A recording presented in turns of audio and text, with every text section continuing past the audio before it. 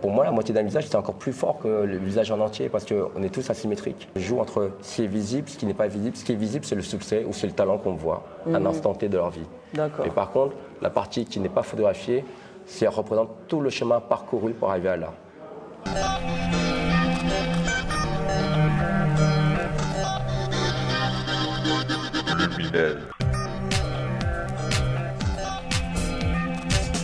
Je fais quand même une petite intro. Bonjour Charlie. Salut. Merci de nous recevoir en tout cas Non, de rien. à nouveau dans cette exposition Why Me.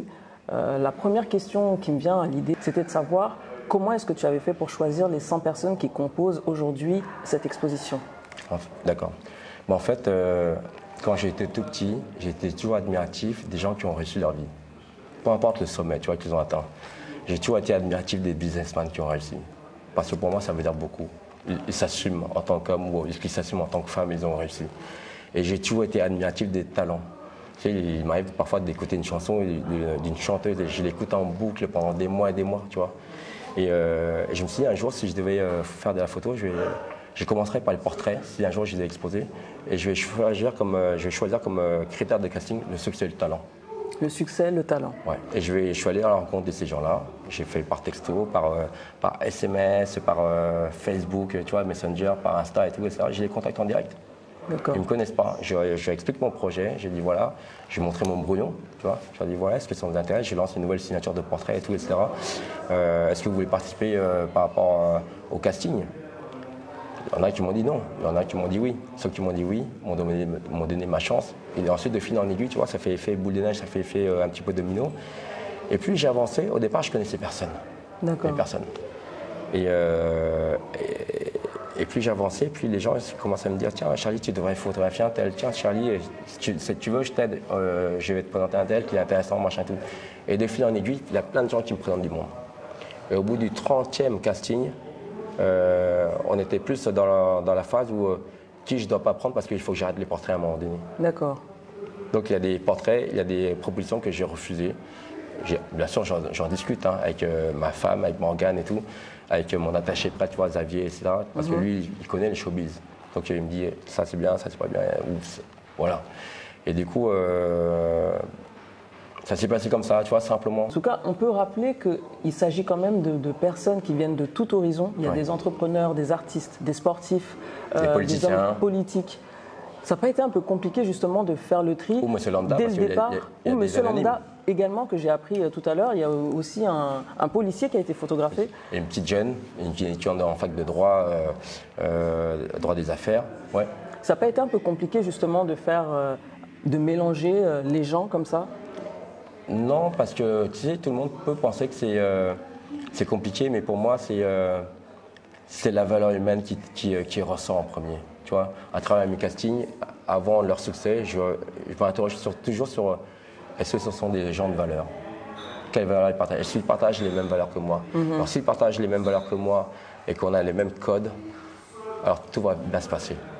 Tu vois, l'intégrité, le courage, etc., la volonté de faire bien, être bienveillant, tu vois, pas tout le temps calculer, parce que là, on n'est pas dans le business, là, c'est pas ça. On est dans l'art. On est dans l'art, on est entre nous. C'est autre chose. Exactement. Et donc, et tout le monde était très bienveillant avec moi.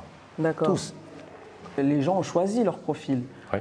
Là, je vois, il y en a qui ont choisi le profil de gauche, droite. Toi, ça t'a pas posé de soucis? Non. Parce que, comme je t'ai dit, tu sais, réussir un portrait, c'est un échange. Moi aussi, en tant que photographe, je dois aussi respecter l'image et l'envie des gens. Tu vois, c'est pas parce que tu es artiste que tu dois imposer ton point de vue. Pas forcément. Si tu arrives à combiner les deux, Tant mieux. Tant mieux. Tant mieux. Alors, c'est une question un peu du moment. Un peu bête, j'ai pensé à ça chez moi. C'est quoi? Alors, on a 100 portraits. Est-ce qu'on a une égalité au niveau homme-femme? Ou alors, est-ce que toi, tu es resté à fond dans ton casting, dans tes talents, la réussite et exactement. Exactement. Parce que je ne voulais pas rentrer dans la parité. Parce que pour moi, tu sais, il y a autant de femmes et d'hommes qui sont talentueux et qui ont le succès, tu vois. Et donc, pour moi, ça n'a pas de sens. Parce que, déjà, le casting est compliqué. Parce que pour caster 100 personnes, pour qu'ils soient présents, etc., c'est très compliqué. Exactement. Et donc, je vais au fil des rencontres et au fil des gens qui me présentent, etc. Ouais, ça aurait été compliqué d'ajouter à ça en plus une parité. Je sens que je serais incapable de sortir cette collection-là en 1 an et demi, 2 ans. Ce que j'ai envie de savoir, c'est comment est-ce que tu fais pour captiver en fait le regard des gens quand on pose ses yeux sur un de ces portraits. Qu'est-ce que tu as fait? Comment est-ce qu'on appelle cette technique que tu as utilisée? Et pourquoi avoir choisi de photographier aussi uniquement la moitié des visages? En fait, déjà pour moi, pour réussir un portrait, c'est un échange, on va dire, c'est 50-50. 50% le modèle, 50% le photographe, peu importe le niveau. D'accord. Parce qu'il faut créer une complicité. C'est un travail d'équipe. C'est un travail d'équipe. Pour moi, c'est toujours un travail d'équipe. Et c'est très important que la personne qui est en face de moi soit en confiance, tu vois, et qui accepte mon point de vue. Tu vois, il y a un échange sincère, authentique derrière. Et à un moment donné, quand à partir du moment où la personne a confiance, on se relâche, on se détend. On se sent plus à l'aise. Et dans ce cas-là, je shoot. D'accord. Et c'est là que, et parfois, tu vois, sur une fraction de seconde, c'est là qu'il me donne quelque chose. Et c'est très court. Et il faut saisir. Il faut saisir. Voilà. Et après, pourquoi le démisage, comme je t'ai dit tout à l'heure, pour moi, ça reflète le côté, le chemin parcouru de chaque personne. Parce que pour moi, photographier la moitié d'un visage, c'est encore plus puissant que un visage complet. Combien d'heures de travail ça représente un portrait, un seul? On va dire ça peut prendre un mois, on va dire 3 semaines, ça peut prendre 3 semaines à 1 mois. C'est énorme, c'est beaucoup de travail. En tout cas, ça se ressent parce que peu importe le portrait qu'on regarde, on a envie de rester, pas des heures, mais on a envie de rester quelques minutes et d'essayer de comprendre ce qu'on est en train de regarder. Donc j'ai envie de te dire, ça a totalement fonctionné. Hein.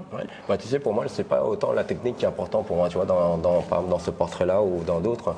Pour moi, c'est vraiment la technique, c'est au service de tes idées créatives, tu vois. Pour moi, le plus important, c'est que le grand public s'interroge plutôt sur qui est cet homme, qu'est-ce qu'il a fait, et comment il me regarde. Parce que tu vois, le fait que je fasse du grand format, pour qu'il y ait une connexion entre regard et regard. Parce que tu vois, quand tu te mets debout face à la personne, tu le regardes, il te regarde. Exactement.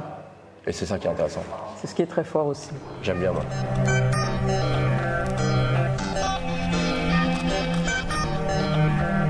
Notre interview touche à sa fin. J'espère que vous avez aimé cette interview. N'hésitez pas à le partager, à liker pour faire connaître les œuvres de l'artiste Charlie O. Je vous invite également à sortir de chez vous et à aller voir cette exposition. On vous communiquera les dates ultérieurement. Moi, je vous dis à très bientôt pour une prochaine interview, une prochaine découverte dans la ville des Lumières. Au revoir.